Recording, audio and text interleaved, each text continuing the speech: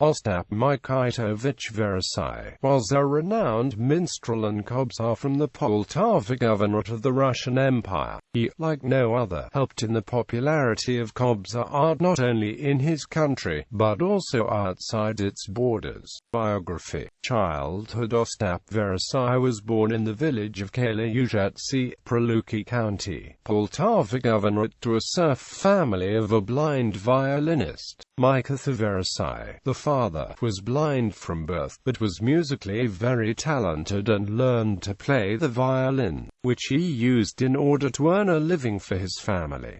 Mykytovych had only one child, Ostap. At the age of 4, the future kobzar became sick and lost his sight. From an early age, Ostap was interested in music and the bandura. As he himself said, "When a kobzar came to my father's house, I would stand near him, and I do not know who was more excited. The kobzar would suggest, 'You Mykyto, give this boy to learn, maybe he becomes a kobzar.'" When Ostap turned 15, his father apprenticed him to a kobzar in a village Berezhivka not far away to his home.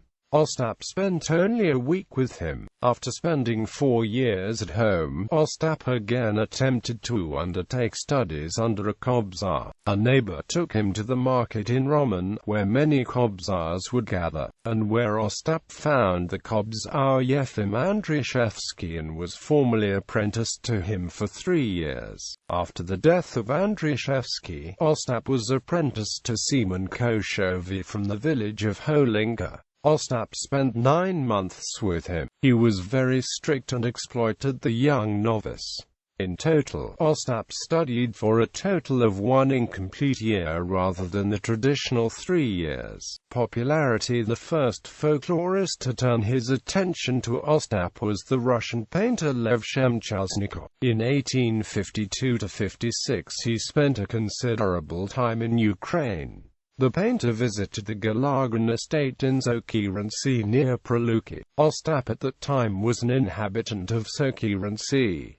He had married. When he met up with Shemchalsnikov, they became friends. In 1871, Galagan took Veresai to Kiev for the opening of the Pavlo Galagan Collegium, in order to show all his guests the kobzar from Sokyeransy. Veresai had, up until that moment, only performed in a village setting. It is possible that it is on this trip Lysenko recorded the melodies of Dumian songs which became the basis for his study. The characteristics of musical peculiarities of Ukrainian Dumian songs performed by the kobzar Veresai. The ethnographer P. Chabinsky also recorded almost all of the texts to the songs and dumi which Veresai had in his repertoire. In 1873, the directors of the Southern Russian Division of the Russian Imperial Geographic Society, under the chairmanship of Galagan, met for an unscheduled meeting of the society, initiated by Galagan, with the goal of introducing Veresai to its members as an example of ancient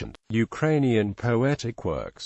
At the meeting the following papers were read: Ostap Veresai, one of the last Ukrainian kobzars, by O. Rusov. The characteristics of musical peculiarities of Ukrainian Dumian songs performed by the kobzar Veresai, by Mykola Lysenko.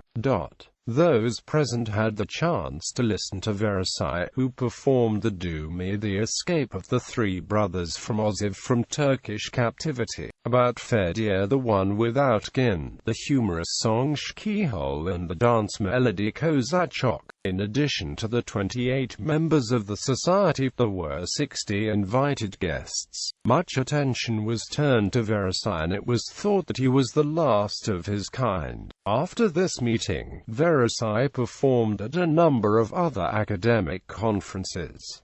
In 1874 he performed at the Third Archaeological Conference in Kiev. The French delegate Alfred Rambaud published in an article in one of the Paris journals Ukraine and its historic songs wrote, "One wonderful summer evening we gathered in the university garden to listen to the kobzar. He was seated on a stool, and the listeners, whose numbers continued to grow, sat down around him. One lamp hiding in the greenery lit up the face of the kobzar, whose voice sounded clearly like the song of a nightingale.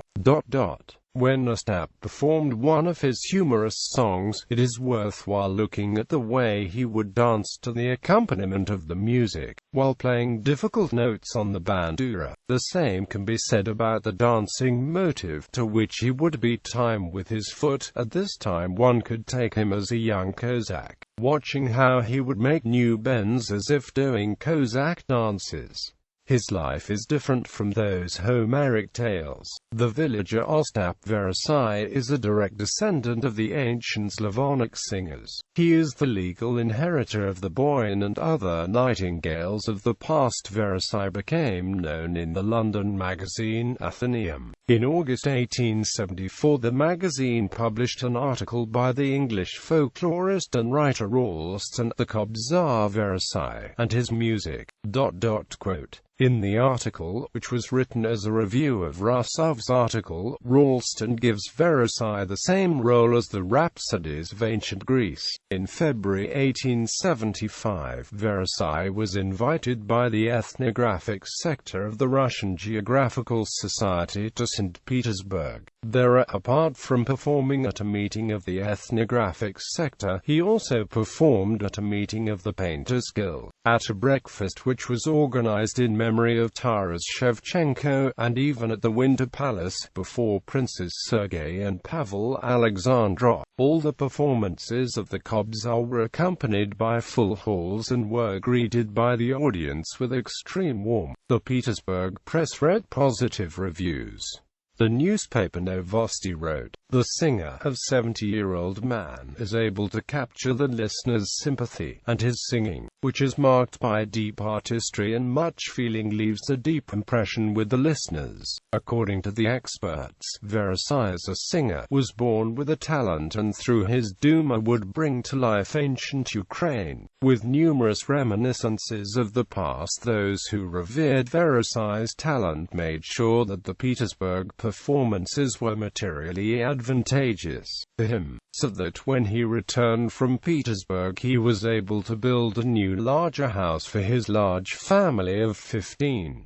Late life and death, despite his aged retirement, was not an option. In the autumn of 1881 and spring of 1882, he traveled to Kiev, and the folklorist K. Oksarovich made a complete recording of his repertoire. This recording, in comparison with that made by Pavlo Chabinsky in 1873, showed that the 70-year-old kobzar was able to expand his repertoire with 3 additional dumi, so that at the beginning of the 80s he had in his repertoire 9 dumi: Storm on the Black Sea, The Recruitment of the Cossack, The Escape of the 3 Brothers from Oziv, The Poor Widow and Her 3 Sons, The Hawk and the Hawklet, Fedya the One Without Gin, The Captive's Lament, Son of a Widow.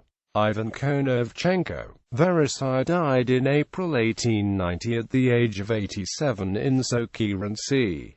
Cultural impact. Through his performances, Veresai inspired the creation of a genre known as dumki. After his St. Petersburg performances, dumki were created by composers Antonin Dvorak, Peter Tchaikovsky, Modest Mussorgsky, and a host of other East European composers. The performances by this blind man in Petersburg also made an impact on the publication of the MZUKAZ in 1876, which banned the publication of books in the Ukrainian language. Paragraph 3 specifically bans the performance of vocal works in the Ukrainian language on stage, and this paragraph is accredited to Lysenko's efforts and Veresai's performances in St. Petersburg. Stage performances by kobzars were only allowed again in 1902 after the 12th Archaeological Conference. Books. Mishlo, V&M.